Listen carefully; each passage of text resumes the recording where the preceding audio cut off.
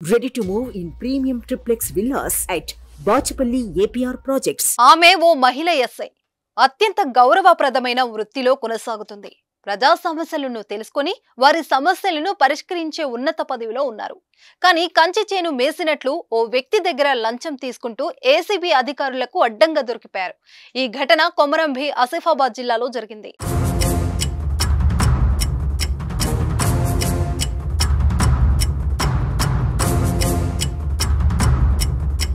లంచం తీసుకుంటూ ఏసీబీ అధికారులకు పట్టుబడుతున్నా కానీ కొంతమంది అధికారుల్లో మార్పు రావడం లేదు. తాజాగా ఆసిఫాబాద్ ఎస్ఐ రాజలక్ష్మి ఓ కేసు విషయంలో లంచం తీసుకుంటుండగా ఏసీబీ అధికారులకు చిక్కారు.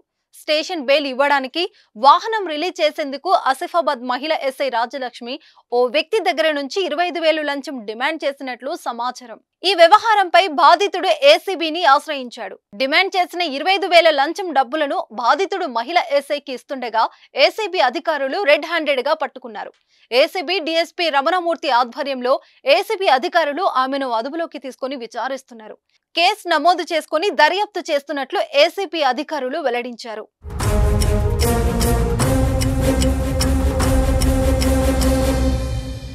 సుమన్ టీవీలో మీ పర్సనల్ అండ్ బిజినెస్ ప్రమోషన్స్ కోసం కింది నెంబర్కి కాంటాక్ట్ చేయండి.